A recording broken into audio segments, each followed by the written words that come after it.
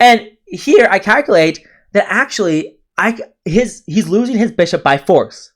I squeezed my opponent in the middle game and converted one of the most beautiful endgames of my life with a knight versus a pawn that was one square away from promotion. This is round 4 of the Pittsburgh Open. This was a long time control game in 80 minutes per side with a 30-second delay per move. And after the 40th move, we get an additional 30 minutes. So let's hop right in. I was playing with the white pieces, and my opponent was a young, I assume, Indian kid. I played e4, he played c5, and I played knight c3, the closest Sicilian, and I'm going to strike with d4 or play bishop b5 if he plays knight c6, which is what he does. And I attack his knight. He moves to the center, attacking my bishop. My bishop is defended, but I don't care if he tries to win my bishop. That's totally fine with me. I play knight f3, focusing on development. So if he does take my bishop, I have 2 pieces out and he has none. I'm ahead in development. I'm going to try to attack him and use my advancement in development to create an initiative to attack him, like I said. Okay. He doesn't take my bishop though. He plays a6. Now I drop my bishop back. This may look weird because usually beginners do this. They put their bishops in front of their own d-pawn, stunting their own development. However, in this case, the bishop, there isn't really any other good place for the bishop. If you went bishop a4, that would be a huge blunder because of b5 and c4, and now your bishop is just simply trapped. And if you go to f1, well, that's really sad. And if you go to e2, then you have to play d3, blocking in your own bishop, and this bishop is sad on e2. So d3 is actually not so bad because you want to either push your pawn forward and move your bishop out this way to e4 or f5 or just to attack the king side, or you can play b3 and bishop b2 and develop your dark square bishop this way. So even though bishop d3 looks weird, it's actually not so bad. He plays e6, I castle, and he plays d6. And here, I knew d6, like my spidey senses are tingling. I've played this opening lots of times before. d6 does not seem quite right. I am highly developed, but his position is really solid, right? Like he's not overextended, his king's not weak. But however, d6, like I really do feel like he should focus on developing his bishop or knight and getting his pieces out of the game. I've even seen people play knight c6 in this position, which looks weird, but the idea is your knight did its job, making the bishop go back to d3 on an awkward square, and black is claiming, hey, even though I'm behind development, my position is really solid, and you're not going to take my knight on e4 and double my pawns. Sorry, knight on d4 and double my pawns. So I've seen knight c6 before. It's actually a pretty good move. But he plays d6, which is not quite the same because now I take on d4, doubling his pawns, and I move my knight back to attack the pawn. And now he plays if he plays e5, I have very easy development. I can play c3, breaking apart his strong kingside structure. Like some of you might be thinking, like, oh, that's the big black center right there. But I can attack it really easy with f4 and c3. And I'm going to be breaking it apart very quickly. And he's so far away from castling. He's 3 moves away from castling. So that is not good for him. So after d5, I thought about e5, just gaining space. I forgot why I didn't like it, to be honest.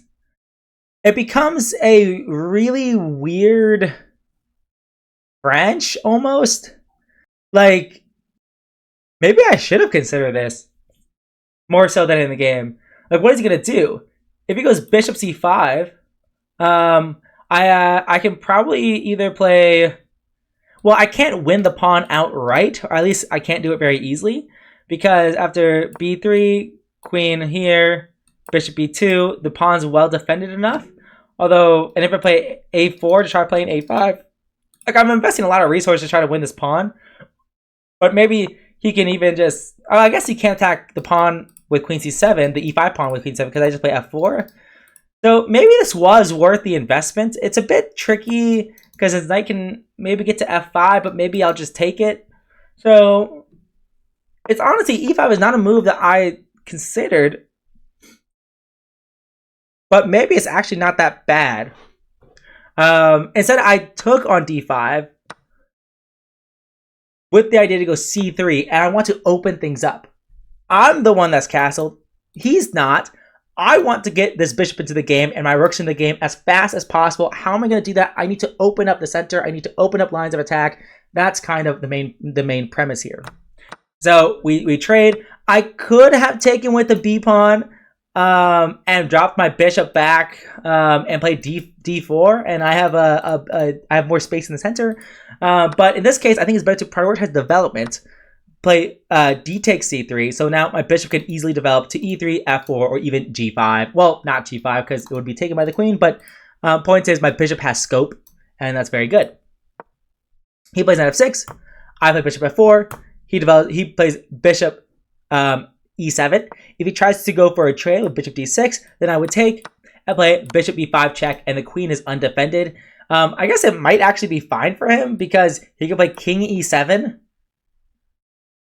So, like, bishop e5 isn't even effective because now the bishop's hanging. Huh. Interesting.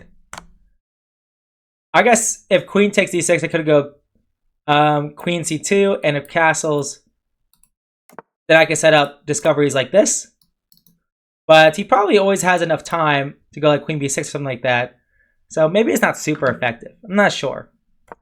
Okay. But I thought bishop d6 was very bad in the game, but I think it might be playable. But he plays bishop b7 though. I play queen c2, and now I play rook fd8. So why did I play rook fd8 instead of rook ad1? Although it makes sense to centralize your rooks, your a rook on the d file and your f rook on the e file, like that makes sense. However, it might not be best. This could be the best. I don't know. But it might not be the best because this e-file is only half open. This e6 pawn is really well defended. If he pushes it to e5, then maybe e-file pressure actually matters. Or maybe moving the rook to e1, to e3, to g3. Like maybe I have some nasty, disgusting intentions there. But I actually thought like rook fd1 makes a lot of sense because this a pawn, maybe I can push to a4 and a5. And this a-pawn won me the game way down the line. He plays queen c6 to get out of discovered attacks, but that allows me, that's an inaccuracy because it allows me to go knight d4 with tempo. The question is, what else do you do? Where else do you move your queen? You don't really have that many great options here. I guess you could go queen f5, but maybe you get hit with knight g3. You could go queen a5, but maybe get with b4. And then if you go back to b6 and a4, and I just have this queenside initiative. I also have really great central control. Like I have space, I have activity, and my position is solid. Like this is everything I could ever want. So my position is very, very pleasant to say the least. He plays queen c6, I play knight d4, attacking his queen and rotating my knight. Does my knight belong here? No. How can I improve my knight? If my knight could teleport to e5, I think that would be quite good. Watch this. Knight d4, knight f3, knight e5. Eventually. Not immediately. But the knight does get there. But I play a4 first. I don't think there's anything wrong with knight e5 immediately. Definitely nothing wrong with it. But I think I wanted to play a4 because I wanted to play a5 and clamp down on his queen side. I thought one of the plans he could have in this position is to go, I don't even know where you put queen a5, and then I don't even know what to play. What do I even play here? Rook d8, for example. Let's say queen b3, for example. Then b5, and bishop b7, and finish development that way. In this case, knight c6 is lethal, attacking both the queen and bishop because the queen cannot defend the bishop. So in this case, it doesn't work tactically. But I thought I really wanted to play a4, a, and a5 to make sure he can never move. But maybe it was never a threat. Maybe, well, threat is too strong of a word. But maybe I didn't have to worry about a4, a5 so quickly. but it definitely helped my position. As I play a4, he plays knight d5, attacking my bishop. Maybe he'll play bishop f6 next. Maybe he'll play bishop d7 next. I don't know. But I play a5, an in-between move, attacking his queen. And now he moves his queen back to a7. And it's crazy how cornered his queen is and how little moves that queen had in the first place. He moved his queen so many times to d5, to c6, to b6, to a7. Like, you're not going to win games like this. I play bishop to g3, he plays bishop d7, I play knight e5, attacking his bishop, he plays bishop e8. And usually when your opponent plays bishop e8, the upside of this move, like, I think ideally for him, like, let's say I wasted a move with rook d2, let's say he went here, went rook d2, bishop e8, now his king side is actually quite comfortable. This extra defender on the king side can actually be quite good. So I've actually played bishop e8 against as black against some Catalans, and like sometimes your position is kind of solid, or against some knight f3 setups. And sometimes you can push the pawn forward or f pawn forward because your bishop guards some of the light squares, the key light squares around your king, and that's what he's actually going for in this position. So he goes bishop d7. If he did go rook f d8, for example, I would probably consider taking on d7 and maybe playing either bishop e5, which seems pretty reasonable to me. I don't see anything wrong with bishop d5.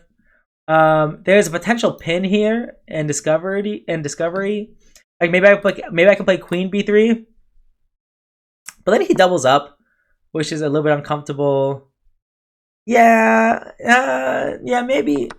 Yeah, so maybe he should have allowed me to take his light square bishop. I don't know if I actually would have or not. I don't know. One thing he has to consider is what happens if I go bishop h7 check. If he goes king h8, then he blunders a fork, of course.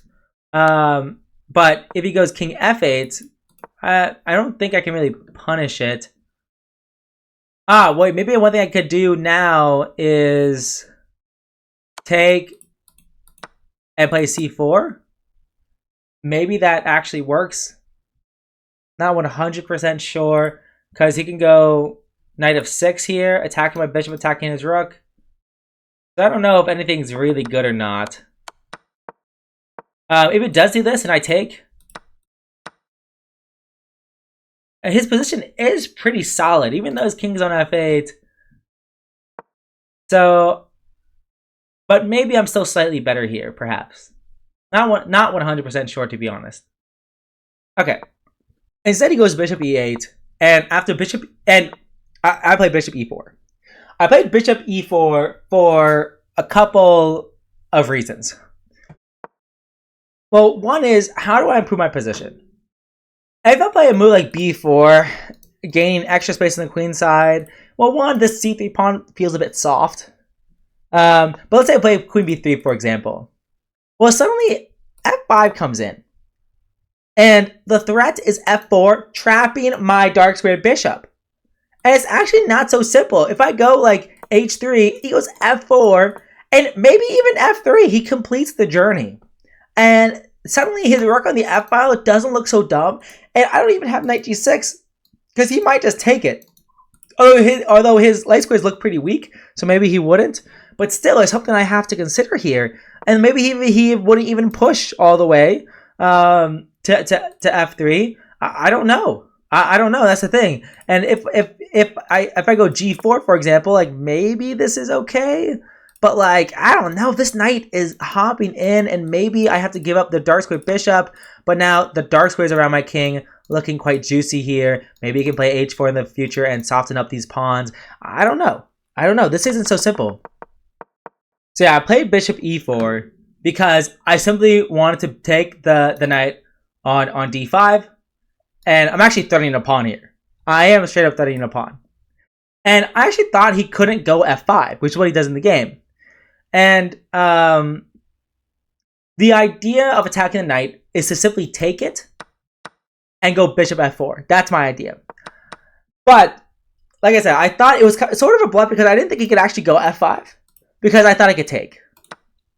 I thought I could take f5 because if he takes my bishop, I can take his knight, sacrifice my knight, because if he takes back, then I can take on f5, and I will be up a pawn at the end of the day. But there's some in between move he can do. Like if I take here, I forget what his move is. Oh, he can just take back with the pawn. And after I take his knight, he can play f4, trapping my bishop. And I was like, oh, that's not good. He's supposed to take back with the rook, though. Why didn't he take back with the rook? My opponents never listened to me. So that's why after f5, I just took the knight and I didn't take on f5. And I played bishop f4, simply getting my bishop out of the way. And he plays g5. He has pushed every pawn in front of his king. Why? Well, he's a little bit desperate. He's a little bit desperate. He has a way less space on the queen side. This a5 pawn really restricting here. I have my centralized pieces. This position isn't so easy to play, but he could have tried something. He could have played bishop f6, for example. He wanted to be a little bit more solid. He could try that. Although in this case, I could take the pawn at f5. If you play bishop d6, for example, that might be okay, maybe, but I might honestly have knight c6 attacking the bishop. And if he wants to trade bishop for bishop, he could go queen c5, like maybe that's okay. But even this endgame doesn't look like the most pleasant endgame in the world, with this bishop on d5 having its own, like, the pawns for black are the same color as the bishop, which makes this bishop bad by definition. So it's not the most pleasant endgame in the world. And it might be really hard to make some moves. So he plays g5, which is definitely lashing out. And, my opponent's higher rated than me by over 150 points. But here, my position is so easy to play and so pleasant. But in this case, it's very easy. I just play bishop e3 because I attack the queen. And he ends up playing bishop c5. I take the bishop on c5, and then go queen b3 to target the pawn. Instead of that, perhaps I could have gone h4 to soften up the kingside structure and try to eventually attack on the king. I had a master take a look at this game, and I looked at some of his notes like weeks ago. It's been weeks since this game actually happened. And I think, he really was getting on my case for not attacking his king, even though his king's so weak. But I really like attacking, but at the same time, this endgame, it in no way. I can also just play positionally. Is my point. That's kind of my point. It's like my position is so nice. I can also just play positionally. Here, I attack the queen, and I have to calculate all this in advance. I actually thought here. Well, I didn't have to calculate this in advance because bishop e3 is forced. It's like the only decent move. But I still had a lot to calculate after we trade queen to go queen b3 because I really wanted to make sure I was winning. Now, that's one of the things I calculate a lot about. I calculate, like, is this position winning enough? Do I have winning chances? And in this case, yes. The answer is yes. He has his isolated queen's pawn. He has a bishop, and I have a knight. So automatically, I'm winning in a lot of endgames. I'm half joking, but only half. I'm only half joking about that because the bishops because the knight can maneuver so much in the endgame when there's lots of pawns on the board. It's so good. And I've lost so many times against the knight when I have the bishop. Like, you never want a bishop compared to a knight. That's a lie. Not never, but it really feels like it sometimes. He played bishop c6 to protect the pawn. But right now, it's like a tall pawn. But maybe he has ideas of pushing it forward and getting his bishop lots of scope in the future. Not right now, though. I play knight d3, attacking the queen and trying to rotate my knight to b4 to put more pressure on the pawn. So, for example, if you went queen d6, for example, knight b4, and it's really tough. Like, how are you going to defend this pawn? I might even go rook d4 and rook a d1 next. And this isolated pawn is just going to be a goner one way or another. I'm going to get you. I'm going to find you. I'm going to get you. So one way or the other, this pawn's going to be a goner. So he plays queen c4. And this is where, and I knew he was going to play queen c4. Like, I knew it. But this is where I probably should have kept queens on. But I was like, this endgame is so pleasant. I'm just going to trade queens. and play knight e4 because your bishop is a tall pawn. Your bishop is stuck guarding your c4 pawn. This is not easy for you. This is not easy for black at all. And my idea is simple. I'm just going to go rook d4, attack the pawn. Please defend passively. Let me double up my rooks here. Maybe I'll go knight d7 next and knight b6 and knight c5. Maybe I'll go knight f6 if you allow me to. Like, maybe I want to infiltrate on the back rank or d6 and start attacking you, attacking your kingside pawns. Like, it's not so easy for black. But he does find a good resource, which is rook d8, and I double up. And his idea is now he can play rook e8. That's his idea because of back rank checkmate issues. I would love to just get my knight in to b6 or c5 or to f6, but he's just going to back rank checkmate me. I could go that knight back to f3 to guard e1, but then he infiltrates here, and it's not so clear. I guess I could play rook d2 to guard the b2 pawn, but he probably, I guess he probably wouldn't trade. Maybe he goes back up. But now my rook is passive, not massive. But maybe this game is still good for me. And, you know, maybe he'd also just trade and improve the bishop. Oh, wait, in this case he blunders a pawn. So I guess he probably moves the king up first. And with just the knight, this endgame is definitely pleasant for me, but I'm just not 100% sure it's the best. If I ever move my knight somewhere else, now he can develop his bishop, and he's going to try to get his bishop to d3 or e4 and or e4.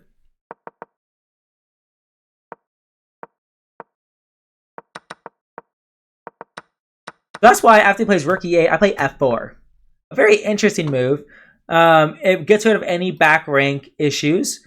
And if he takes, his pawn structure is doubled and isolated, and it's not super pleasant for him. And he does actually take.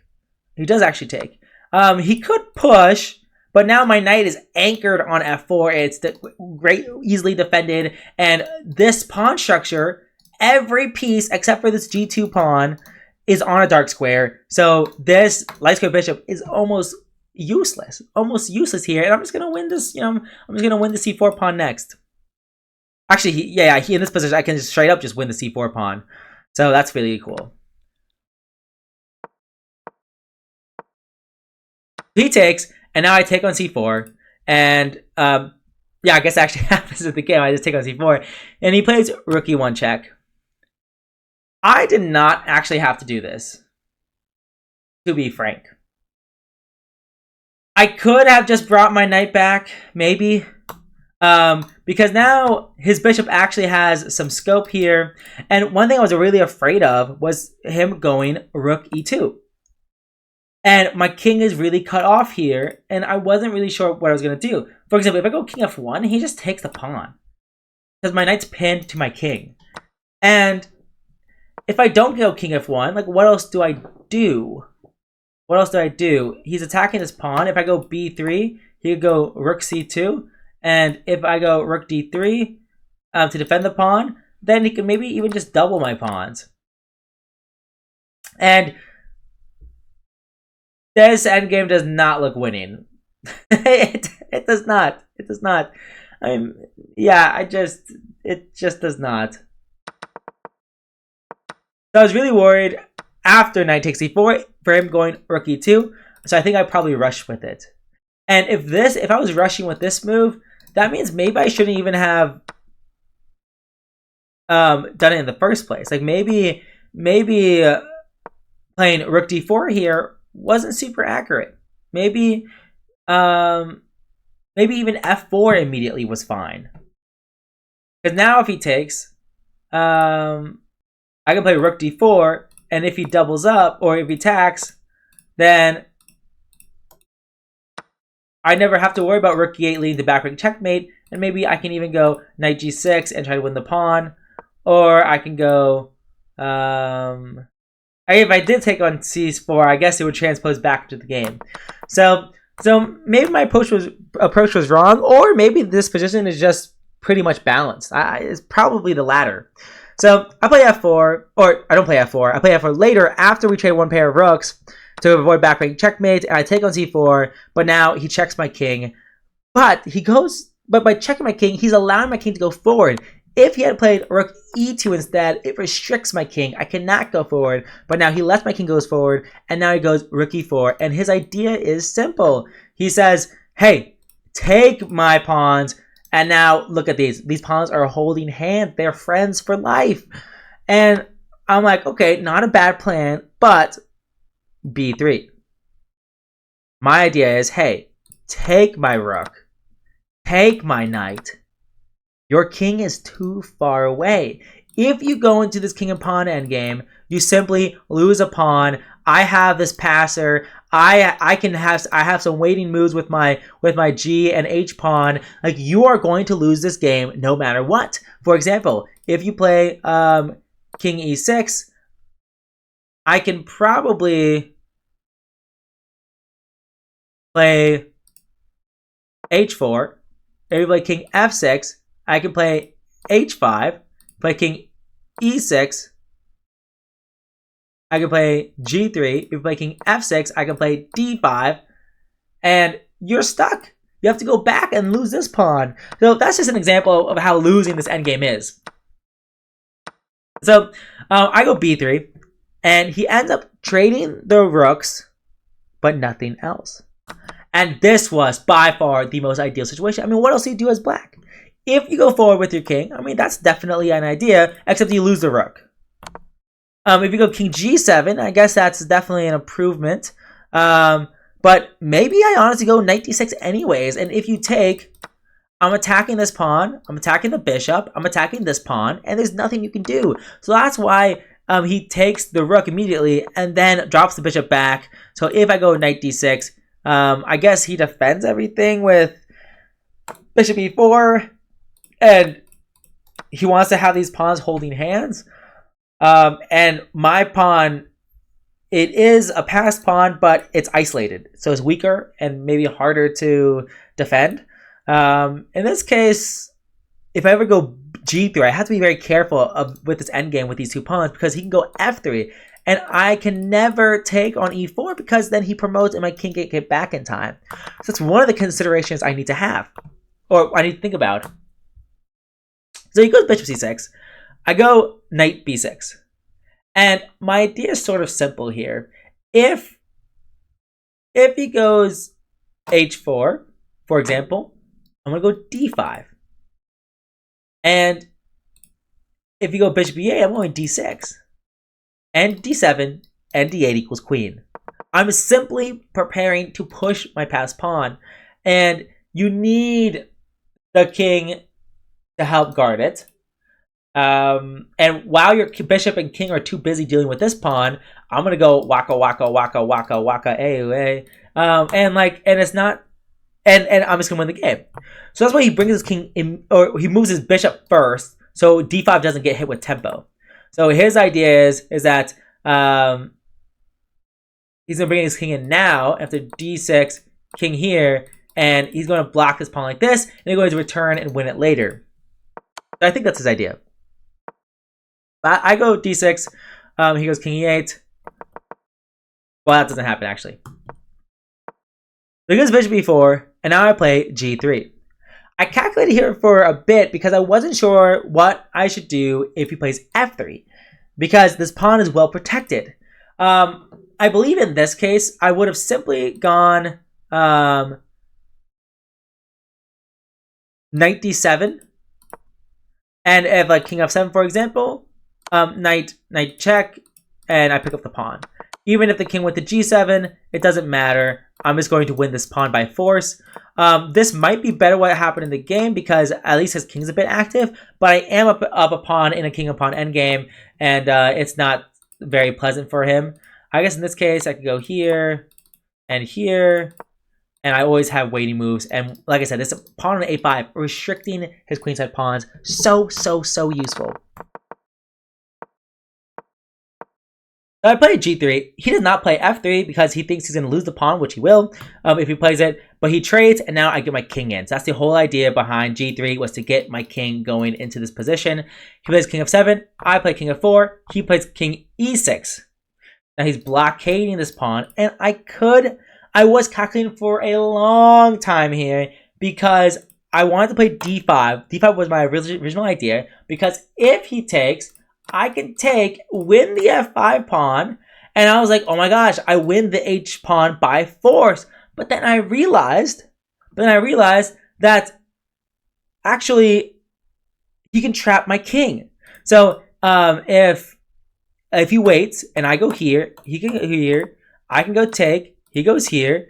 If I push, he can go here. And I just thought, oh man, my king is trapped in the corner. That was so dumb. My king is not trapped, because I can push the pawn, and if he tries to block me on the edge of the board, I play b4. And now he's forced to move up or down. If he moves down, I go away, and he has to block my pawn. And by the time he's done eating my pawn, I'm already in his position, and I've already won the game here. I'm going to eat both of these guys and promote one of them. Or both of them even. 2 rooks. So I completely misevaluated here, because I thought my king would be trapped on the h-file when it obviously isn't. So that was really dumb. However, I also realized that after d5, he didn't have to take. He could go king c6. Or king d6, I should say. He could go king d6, and it's not super easy for me to make progress. This pawn blocks off my king from entering. His king on d6 blocks my king from accessing e5, and my knight on c6, my knight on b6 is stuck guarding the pawn on d5. So if I go check, he just takes it, and I have nothing to show for it. And if I just push my pawn, he can honestly probably just shuffle his bishop around. And I don't really see how I could possibly win this. So even though one of my original ideas was to play d5, I completely dismissed it for 2 reasons. One is that if he did take, I thought that taking the h-pawn would be a draw. And then if he doesn't take it, I thought that would also be a draw.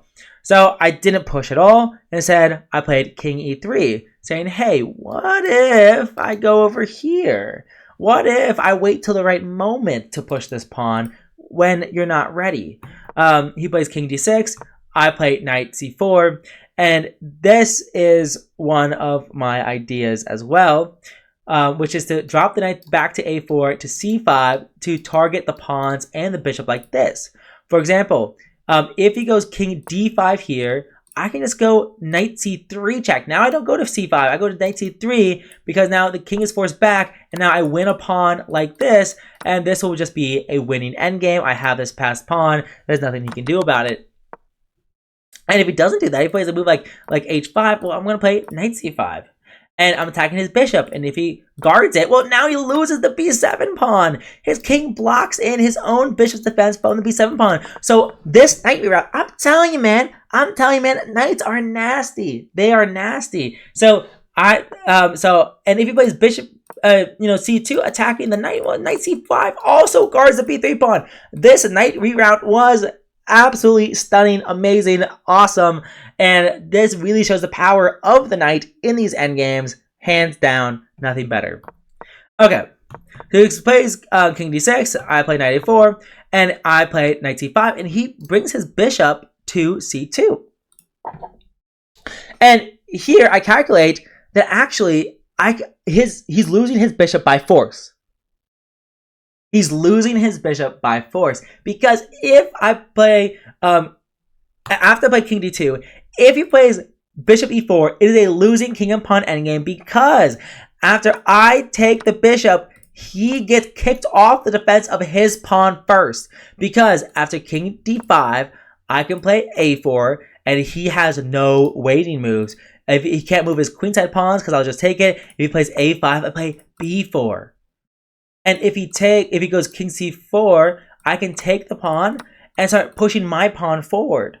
And it's not super clean, because if he takes the a5 pawn, it looks a little bit scary here. And he can start running his king backwards, but that wouldn't work at all, because then I just shepherd my pawn forward. But he could start pushing his own pawns forward. But here, it should definitely be enough.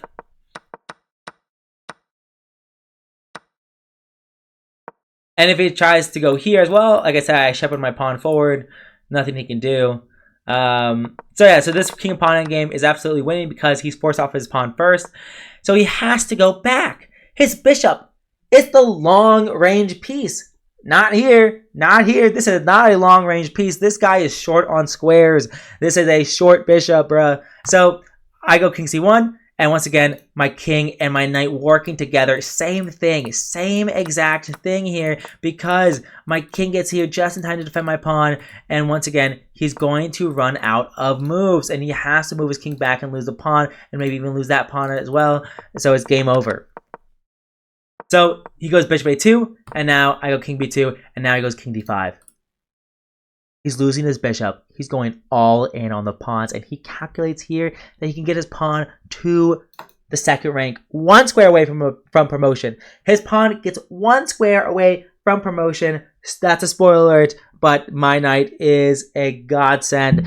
I take the bishop. He takes my pawn. I take the pawn on b7. I'm going all in, but who's going to stop this pawn? Who's going to stop this pawn? My knight's all the way over here. My king's all the way over here. How, is this winning at all?